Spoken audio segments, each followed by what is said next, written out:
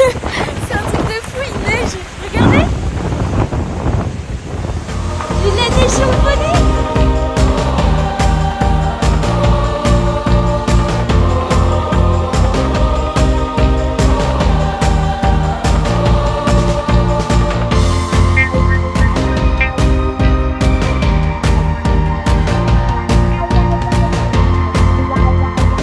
Je ne sais pas encore si j'en suis capable. Je sais que je me suis toujours dit que c'était fait pour moi. Depuis tout petit, j'allais voir les départs, la remontée du canal des Sables. Être à leur place un jour, partir faire cette course, ça a toujours été un objectif de vie.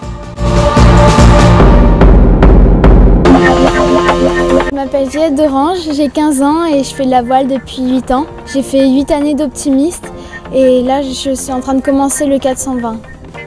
Je m'apprête à réaliser un projet qui me tient à cœur, c'est de traverser la Manche en optimiste. Voilà, ça y est, on passe le premier cargo.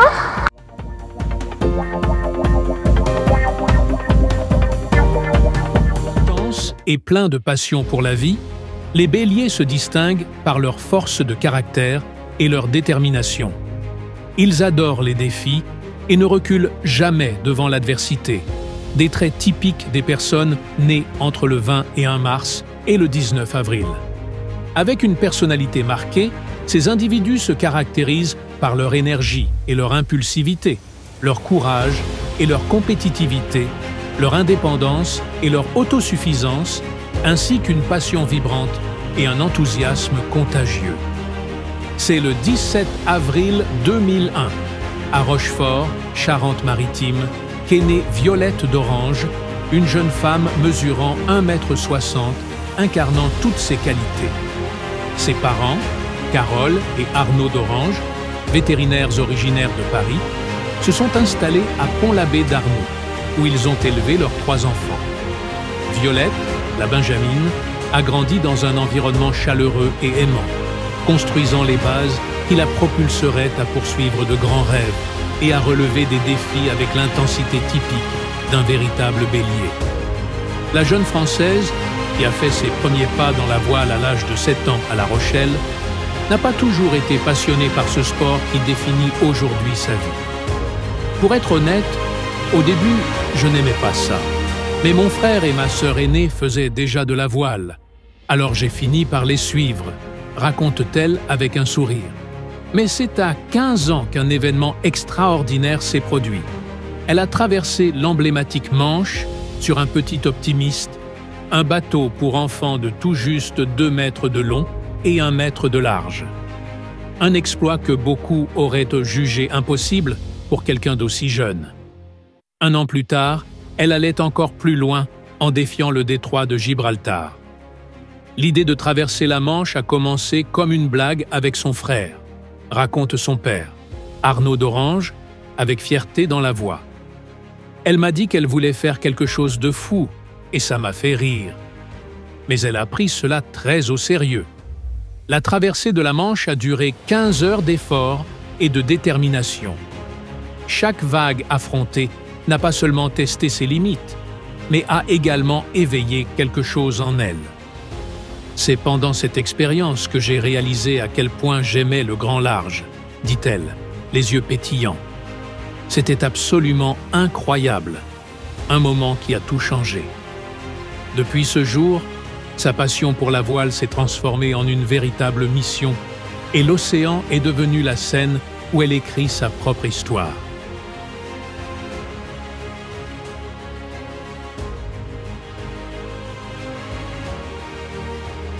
Avec seulement 18 ans, en 2019, Violette d'Orange est devenue la femme la plus jeune à traverser l'océan Atlantique en solitaire à la voile lors de la Mini Transat, l'une des compétitions les plus exigeantes au monde, disputée sur de petits bateaux de seulement 6 mètres et demi, sans assistance et dans une solitude totale. La jeune navigatrice a démontré sa résilience et son courage en complétant la première étape de la course, de la France aux îles Canaries, surmontant un défi qui aurait mis à l'épreuve même les marins les plus expérimentés. Son pilote automatique a cessé de fonctionner, l'obligeant à rester des heures interminables à la barre, sans repos, les yeux constamment fixés sur l'océan. L'épuisement l'a poussée à ses limites, si extrêmes qu'elle a commencé à avoir des hallucinations. Mais elle n'a pas cédé, elle n'a pas abandonné. Elle a franchi la ligne d'arrivée après une bataille solitaire contre l'océan et contre elle-même. « Je n'ai pas peur de traverser l'Atlantique seule », a-t-elle affirmé avec détermination, alors qu'elle profitait de ses dernières heures de repos avant d'affronter la deuxième étape de la Mini Transat. Violette a également laissé son empreinte dans une autre course prestigieuse, devenant la plus jeune femme à participer à la légendaire solitaire du Figaro. À ceux qui pensent que Violette est arrivée par hasard au Vendée Globe, sachez que son histoire est immense, malgré ses 23 ans seulement.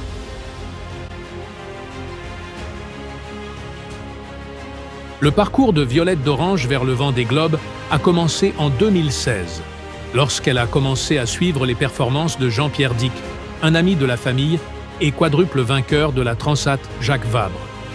Cette régate biennale en double suit la route historique du commerce du café, reliant la France à l'Amérique, et a été une grande source d'inspiration pour la jeune navigatrice. Pendant ses études à l'Institut national des sciences appliquées, INSA, de Rennes, Violette a rencontré Jean Le Cam, un voisin emblématique du port de Port-la-Forêt en Bretagne. Le Cam, qui a participé cette année à son 6e Vendée Globe en tant que doyen des concurrents, à 65 ans, a proposé à Violette le bateau avec lequel il avait terminé à la 4e place lors de l'édition 2021 de la régate. Avec Jean, un contrat n'était pas nécessaire. Une simple poignée de main suffisait, a révélé le père de Violette avec admiration. Même lorsque les ressources financières étaient limitées et que d'autres offres sont apparues, il a tenu parole. Le doyen des compétiteurs, Jean Le Cam, a collaboré avec la plus jeune navigatrice du Vendée Globe 2024. C'est au printemps 2023 qu'un nouveau chapitre de courage et de détermination a commencé à s'écrire sur les océans. La jeune Violette d'Orange, âgée de seulement 22 ans, a pris une décision audacieuse.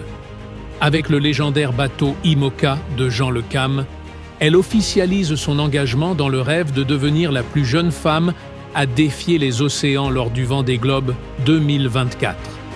Bien plus qu'une simple course, cette régate symbolise la force de ceux qui osent aller au-delà, affrontant l'inconnu avec passion et résilience. C'est dans cet esprit qu'est né Devenir, un projet qui dépasse largement le cadre de la voile. Un mouvement sportif et social qui rassemble des personnes, des rêves et des opportunités. Des partenaires historiques se sont unis à cette mission, parmi lesquels le plus grand employeur de jeunes en France, les restaurants McDonald's. Plus de 130 établissements de la chaîne ont adopté cette initiative, permettant à leurs collaborateurs de plonger pleinement dans une aventure extraordinaire.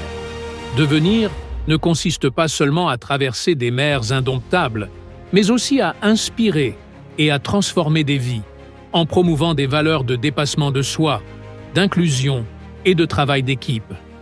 Chaque vague affrontée par Violette est aussi le reflet des luttes et des victoires de milliers de jeunes en quête de leur propre horizon. Et ainsi, portée par un vent favorable et un cœur guidé par la détermination, elle trace sa route vers l'impossible, prouvant qu'avec courage et ambition, aucun rêve n'est hors de portée. Allez jusqu'au Cap Horn! Yo! C'est trop bien en vrai! Avec un demi-million d'abonnés sur les réseaux sociaux, la Charentaise maritime, 23 ans, a suscité un véritable engouement tout au long de son tour du monde en solitaire. Elle a réussi à attirer l'intérêt de gens qui ne connaissent rien à la voile. Imprimer le Sud-Ouest. La recette, c'est l'émotion. Si la navigatrice a un des plus petits budgets de la flotte, on s'est bien penché sur la stratégie, décrit David Lupion, son responsable réseaux sociaux. Pour moi, la recette, c'est l'émotion, développe le Brestois. Si tu changes une voile ou ton cap, tout le monde s'en fout. Si tu me dis que tu as eu du mal à changer une voile, là, ça m'intéresse. La navigatrice Isabelle Pimentel a déclaré « Violette a ramené, dans cette édition, le charme perdu de la découverte, de la nouveauté des premières courses autour du monde. Elle a ravivé l'amour de la mer et de la navigation de Bernard Moitessier, en mettant de côté l'image professionnelle des skippers des grandes équipes de la Vendée, qui ressemblent aujourd'hui davantage à des commandants de charter. Violette a captivé les curieux tout en réveillant l'émotion des vétérans.